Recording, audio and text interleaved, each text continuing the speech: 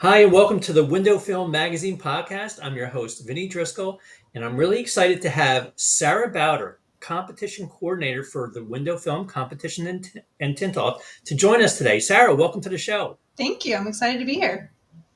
And Sarah, I really wanted to kind of pick your brain today and talk about the competitions that are coming up Sure. in September for WFCT. So, before we get into talking about the competitions, can you just give a little bit of a background about you, what you do at WFCT, and how long have you been in the industry?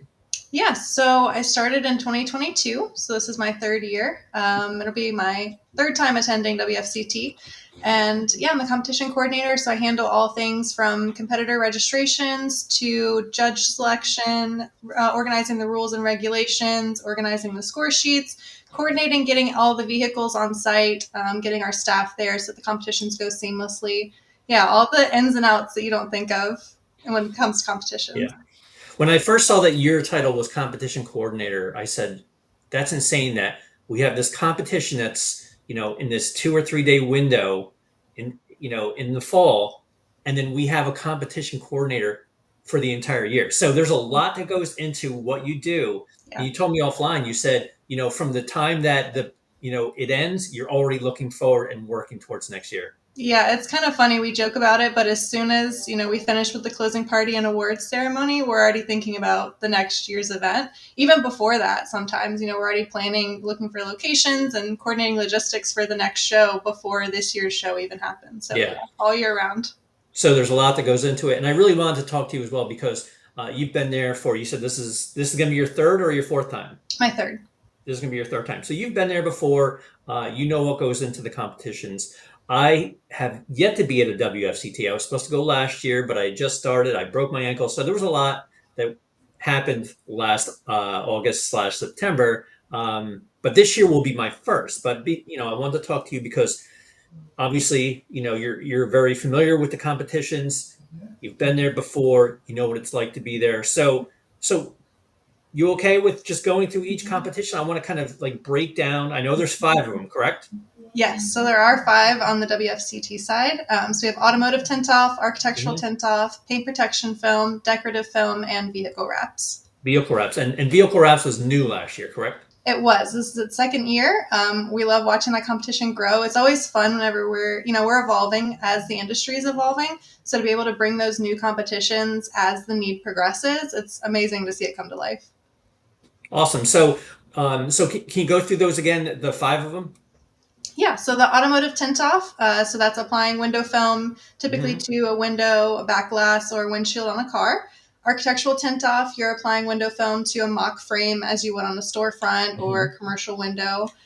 We have the decorative film competition, so that's more of the creative installation that Hmm. you would see businesses typically they're showcasing their logos or some sort of design on their storefront.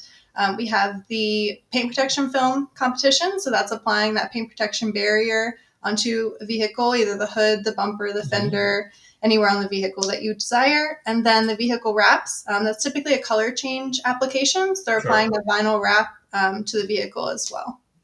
Okay, so before you got in the industry, did you know anything about any of this?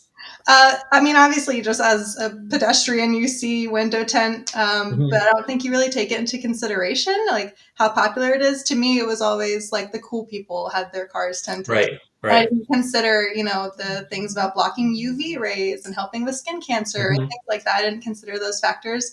But no, I was not involved in this industry at all. I was on the complete opposite end of the spectrum in life, if you would say. Um, Right. so yeah, it was really cool coming into it. I didn't realize how niche it was going to be, but niche in the Hmm. best way that, Right. the industry is so dedicated to bettering itself and being a community. And yeah, now I'm a part of it and I don't see myself anywhere else. Yeah, it's pretty awesome. Like you, before I got into this industry, I had very rudimentary understanding of what window film was, tint. I tried tinting my windows a long time ago, didn't do very well. Didn't think that the industry was as big and evolved as it is. And, Yeah. being that I'm in it a year now, I'm starting to kind of see all the applications for window film. And it all kind of culminates at the WFCT when everyone can kind of bring their skill sets into the five different areas, like you mentioned. Now, when do the competitions happen? I know that it's September 9th to the 11th. So when do the competitions actually take place? So for the competitors themselves, it does start the day before. So on Okay. September 8th this year, on that Monday, we're going to be having our competitor meetings. So you'll pick up your badge. Our team's going to have a dedicated space for you to come and pick up your badge. And then you'll go into your competitor meeting where you have a chance to sit down. I'll go through the rules and regulations, the do's and don'ts for Hmm. each division. And the competitors can ask the panel of judges anything that they want to know within means. And Okay. that's their last chance to ask the judge any questions that they might have hesitations about. And then the next day, so September 9th is the first day of the competitions. September 10th, it kind of carries over the preliminaries. Okay. And then on the 11th, it's the finals. So anyone that's progressed to the finals I rounds, they see. all happen on the 11th. So it kind of works like, okay, there's a first round, and then so that first day you will go there. It's your first competition. Will you know that day if you make it to the second round? No, so you won't actually know until around 10 p.m. on September 10th. We announce them Okay, all in one go. We post them on our website, we post them on the mobile app I to see. get the word out. Yeah, so everybody finds out at the same time. From what I've heard, obviously I'm on site coordinating all of Right. that, but what I've heard is it's, people like to gather and it's a big celebration. And when people find out that they made it to the finals, it's a pretty big deal. So. So if you make it all the way to the finals, then you will have to actually do it three times. Is that correct? So you only do it twice. So you do it, Okay, yeah, either day one or day two, and then if you make it to the finals, then you compete on day three. Just kind of, we have multiple heats to fit all the I competitors in see. the large capacity of people that we have. So yeah, it takes 2 days to do the preliminaries, and then boils down from there. Okay, so talk me through what the show floor is like during competition time. Is it intense? Are they relaxed? Are they having a good time? Tell me a little bit more. Give me some Yeah, flavor. I think it's a combination of all of the above. Obviously, the competitors are a little tense, but they're also jazzed up and excited to Mhm. show their skills. The audience definitely is there for the hype. They, recording their people, they're shouting for their people, they're rooting for their champion. So it's really cool to see. And it's exhilarating. Like I said, it's happening all 3 days of the show. And because of how many competitors we have heats going all day long. So it never stops. So you have a lot of people actually watching these Oh, yeah. competitors. Yep. Okay. So which one is the biggest in terms of not only popularity, but also in terms of space? So I would say automotive tent. Mhm. We can fit more people because they typically will apply, two people on a car, so we can get through Okay. more people that way. But I think that one's just the most popular in general. That's kind of people's first stepping stone into the industry, if I had my guess. Hmm. And the prize purse for that one is 40,000 for first place this year. So it's a Nice. pretty big deal. Yeah. Big deal. Yes.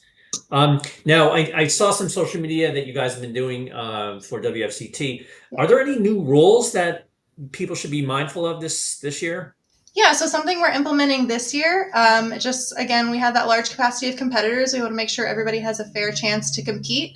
And so typically competitors will pick up their film 30 minutes before their heat, but this year we're bumping that back to 45 minutes early. So at that 45-minute mark, you're going to want to be at that film table, picking up your roll of film, inspecting it, doing everything you need to do to prepare. And then at the 30-minute mark before your heat, if you haven't shown up, we're going to give you one last call and sort of say, are you here? Are you able to come? And if there's any spots that end up being open, then I'll pull competitors off the wait list. So if you're going to be there and you're on the wait Okay. list, make sure you reach out to me and let me know.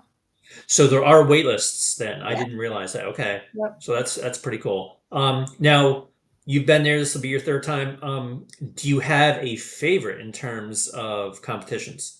I don't think as the coordinator I can really choose a favorite. That's like asking a parent to pick your favorite Yeah. kid. Yeah. I mean, they all have their perks. They're all fun in their own ways. I love putting new spins on each of them and just seeing people, become their true selves and really showcase their skills and just, yeah, come alive whenever they get on site. Yeah. Yeah, I mean, had I gone last year, I would have gone on record and said which one was my favorite. But I Yeah. understand. I totally understand. Yeah.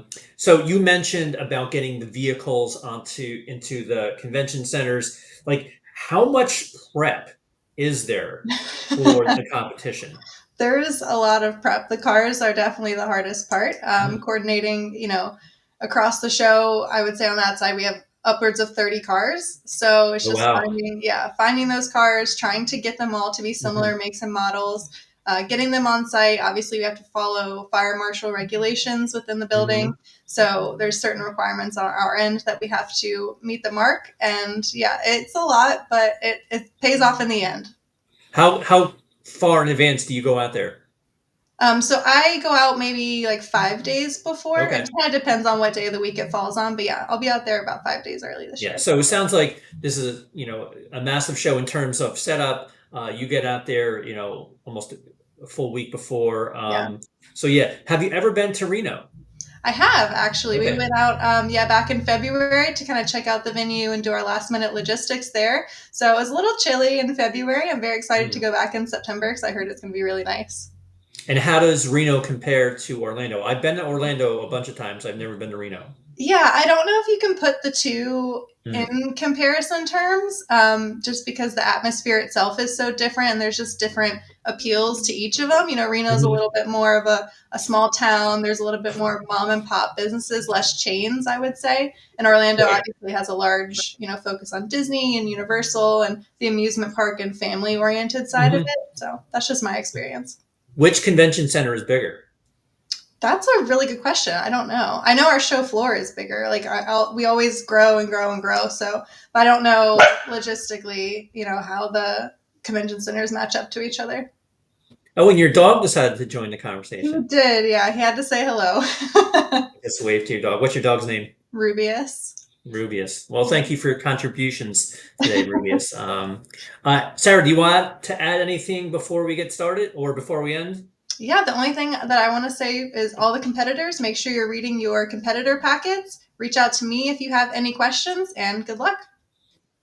Awesome. And I have to finish with that. The sponsor of this is WFCT of this podcast, the International Window Film and Tint Off, which will be held September 9th to 11th at the Reno Sparks Convention Center in lovely Reno, Nevada. I hear it's beautiful, but I will find out for the first time this year. If you haven't registered yet, there's still time to do so. Correct? Correct, yes. So competitor registration is closed, but attendee registration is open. So make sure you get in there because you're not going to want to miss it. 25th Yep. anniversary this year. Yep, and you can go to wfctevent.com to register and find out more information and sign up. I can't speak. Sign up for show updates. Sarah, thank you so much for your time today. Of course, thank you. All right. For Sarah, I'm Vinny. We'll see you next time on the Window Film Magazine podcast. Take care. Bye.